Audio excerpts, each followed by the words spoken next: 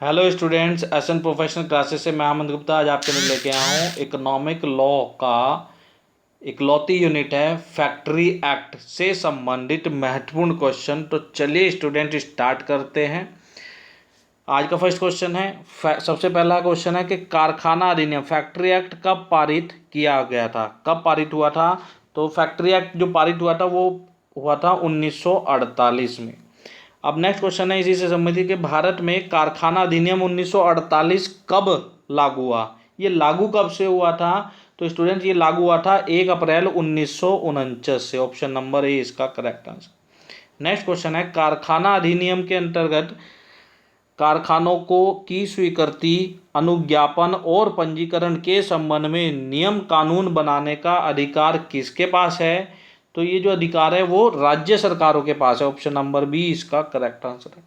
Next question है बेटा, बालक कहलाता है कितनी उम्र का बच्चा, कितनी उम्र का व्यक्ति बालक कहलाता है।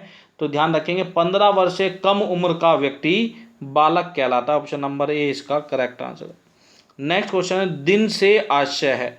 दिन यानी कि दिन के अंतर्गत जो फैक्ट्री एक्ट के अंतर्गत जो दिन की परिभाषा निर्धारित की गई है उसका मतलब है कि मध्य रात्रि से प्रारंभ होकर 24 घंटे की अवधि दिन कहलाती है। चलिए अब नेक्स्ट क्वेश्चन जानते हैं बेटा। नेक्स्ट क्वेश्चन है हमारा, निर्माण प्रक्रिया घोषित की गई। निर्माण प्रक्रिया घोषित की गई किस कार्य के लिए। बीड़ी बनाना, नमक बनाने की प्रक्रिया, कपास कार्य में संलग्न क्रियाएं, ये सभी क्या कहलाती हैं। ये सभी क्रियाएं निर्माण प्रक्रियाएं कहलाती हैं, अर्थात ऑप्शन नंबर डी इसका करेक्ट आंसर है। नेक्स्ट क्वेश्चन जानते हैं। तो नेक्स्ट क्वेश्चन है, न्यायालय द्वारा निर्माण प्रक्रिया नहीं मानी गई है। न्यायालय कोर्ट के द्वारा निर्माण प्रक्रिया किसको नहीं माना गया है। तो ध्यान रखेंगे अनाज बीनना, अनाज बीनना न्यायालय द्वारा निर्माण प्रक्रिया नहीं माना गया है, बाकी सभी निर्माण प्रक्रिया माने गए हैं।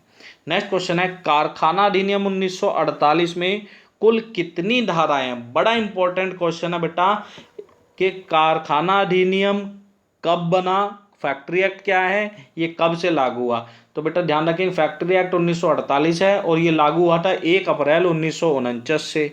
फिर नेक्स्ट जो इंपॉर्टेंट क्वेश्चन बनता है, बहुत ज़्यादा इंपॉर्टेंट क्वेश्चन है कि फैक्ट्री एक्ट में कुल कितनी धाराएं हैं। तो ध्यान रखेंगे फैक्ट्री एक्ट में कुल 120 धाराएं हैं।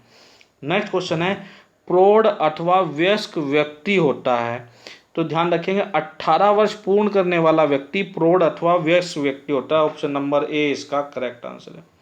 नेक्स्ट क्वेश्चन है बेटा, कैलेंडर वर्ष कहलाता है। कैलेंडर वर्ष क्या कहलाता है। कैलेंडर वर्ष 1 जनवरी से 31 दिसंबर तक की अवधि आपकी कैलेंडर वर्ष कहलाती है। अब बेटे समय अवधि से संबंधित पार्ट है, भले ही हम डिस्कस कर रहे हैं फैक्ट्री एक्ट का, लेकिन एक इंपॉर्टेंट क्वेश्चन आपसे डिस्कस करना चाहूँगा कि आरबीआई का, रिजर्व बैंक ऑफ इंडिया का बेटा वित्त वर्ष होता था जुलाई से जून, लेकिन 2020 से इस व्यवस्था को चेंज कर दिया गया है। 2020 से जो आरबीआई का वित्त वर्ष है वो जुलाई से 31 मार्च 2021 कर दिया गया, यानी कि 2021 के लिए आरबीआई का वित्त वर्ष 9 महीने का है और इससे आगे के 12 महीने का होगा, जैसे कि अन्य वित्तीय संस्थाओं का होता है अप्रैल से मार्च तक की समय अवधि होती है। नेक्स्ट क्वेश्चन है, नवयुवक कहलाता है। तो नवयुवक कौन कहलाता है। 15 वर्ष का व्यक्ति, 17 वर्ष का व्यक्ति, 14 वर्ष का व्यक्ति या ये सभी। तो इस क्वेश्चन का जो करेक्ट आंसर है वो है ये सभी व्यक्ति नवयुवक कहलाते हैं। नेक्स्ट क्वेश्चन है, कारखाना अधिनियम 1948 का कार्य क्षेत्र है। तो ध्यान रखेंगे कारखाना अधिनियम 1948 का जो कार्य क्षेत्र है वो संपूर्ण भारत है, पूरे भारत में ये लागू है। नेक्स्ट क्वेश्चन है, शक्ति का प्रयोग करके कारखानों में श्रमिकों की न्यूनतम संख्या होती है। शक्ति का प्रयोग यानी कि पावर का प्रयोग करके कारखानों में श्रमिकों की न्यूनतम संख्या कितनी होती है, वो 20 होती है। ऑप्शन नंबर सी इसका करेक्ट आंसर है। चले बेटा आप नेक्स्ट क्वेश्चन के बारे में जानते हैं। तो आपका जो नेक्स्ट क्वेश्चन है वो है, कारखाने में मुख्य निरीक्षक की नियुक्ति किस धारा के अंतर्गत की जाती है। मुख्य निरीक्षक की नियुक्ति धारा 8 उपधारा 2 के अंतर्गत की जाती है। ऑप्शन नंबर सी इसका करेक्ट आंसर है। नेक्स्ट क्वेश्चन है कारखाने के सभी कार्यों पर अंतिम नियंत्रण होता है। अंतिम नियंत्रण किसका होता है? तो ध्यान रखेंगे परिभोगी का, दखलदार का, अधिष्ठाता का, या ये सभी का। तो इस क्वेश्चन का जो करेक्ट आंसर है वो है ये सभी का। चलिए अब नेक्स्ट क्वेश्चन जानते हैं बेटा। नेक्स्ट क्वेश्चन है हमारा अधिष्ठाता का मुख्य कार्य होता है। अधिष्ठाता का मुख्य कार्य स्वास्थ्य, सुरक्षा और कल्याण करना होता है। ऑप्शन नंबर ए इसका करेक्ट आंसर है। नेक्स्ट क्वेश्चन है आपका कारखाना अधिनियम की किस धारा के अंतर्गत कारखाने में शौचालय और मूत्रालय की समुचित व्यवस्था का प्रावधान दिया गया है। इंपॉर्टेंट क्वेश्चन है, एग्जामिनेशन के पॉइंट ऑफ व्यू से अच्छे से ध्यान रख लेंगे। धारा 19 इसका करेक्ट आंसर है। नेक्स्ट क्वेश्चन है श्रमिकों की प्रत्यक्ष नियुक्ति कौन करता है? तो श्रमिकों की प्रत्यक्ष नियुक्ति नियोक्ता करता है। नेक्स्ट क्वेश्चन है संचारण यंत्र में शामिल हैं। संचारण यंत्र में शामिल होगा ये सभी होंगे, धुरा, पहिया, चरखी, ये सभी होंगे। ऑप्शन नंबर डी इसका करेक्ट आंसर होगा। नेक्स्ट क्वेश्चन है रसोई घर में भोजन तैयार करने की प्रक्रिया कारखाना कहलाती है। क्या ये कथन सत्य है, असत्य है, संदिग्ध है, या इनमें से कोई नहीं? तो रसोई घर में भोजन तैयार करने की प्रक्रिया कारखाना कहलाती है, ये कथन बिल्कुल गलत है। ऑप्शन नंबर बी इसका करेक्ट आंसर होगा। नेक्स्ट क्वेश्चन है कारखाना निरीक्षक की नियुक्ति कौन करता है? तो कारखाना निरीक्षक की नियुक्ति केंद्र सरकार, राज्य सरकार, कारखाना बोर्ड, या इनमें से कोई नहीं। तो इसका जो आंसर है वो राज्य सरकार करती है। चलिए अब नेक्स्ट क्वेश्चन जानते हैं। नेक्स्ट क्वेश्चन है कारखाने के लक्षण हैं। कारखाने के लक्षण हैं। तो इस क्वेश्चन का जो करेक्ट आंसर है वो है ऑप्शन नंबर डी, ये सभी को क्या क्या है कि 10 या 20 से अधिक श्रमिक द्वारा कार्य करना, निर्माण प्रक्रिया जारी रहना और भवन का होना। नेक्स्ट क्वेश्चन है मजदूरी शब्द में शामिल होंगे।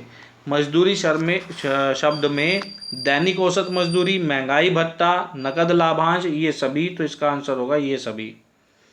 नेक्स्ट क्वेश्चन है प्रत्येक जिलाधिकारी अपने जिले का क्या कहलाता है? तो ध्यान रखेंगे प्रत्येक जिलाधिकारी अपने जिले का कारखाना निरीक्षक कहलाता है। ऑप्शन नंबर बी इसका करेक्ट आंसर है। चलिए अब नेक्स्ट क्वेश्चन के बारे में जानते हैं बेटा। नेक्स्ट क्वेश्चन है जांच समिति की नियुक्ति का अधिकार दिया गया है। जांच समिति की नियुक्ति का अधिकार किसे दिया गया है? केंद्र सरकार को दिया गया। ऑप्शन नंबर ए इसका करेक्ट आंसर है। नेक्स्ट क्वेश्चन है बेटा जांच समिति में कुल कितने व्यक्ति होते हैं? तो ध्यान रखेंगे जांच समिति में एक अध्यक्ष, 2 सदस्य मिलकर कुल मिला के 3 होते हैं। ऑप्शन नंबर ए इसका करेक्ट हो जाएगा। स्टूडेंट्स यदि आप हमारे चैनल पर नए हैं और आपने चैनल को अभी तक सब्सक्राइब नहीं किया तो चैनल को सब्सक्राइब कर ले ताकि इसी प्रकार के अपडेट आपको प्राप्त होते रहें। और साथ ही साथ यदि आप हमारे चैनल पर नए हैं और आपने अन्य महत्वपूर्ण क्वेश्चन, अन्य टॉपिक से संबंधित महत्वपूर्ण क्वेश्चन नहीं देखे हैं तो आप उन्हें प्ले लिस्ट में जा करके जरूर देख लेंगे। बड़े इंपॉर्टेंट क्वेश्चन आपके लिए लेकर आए हैं।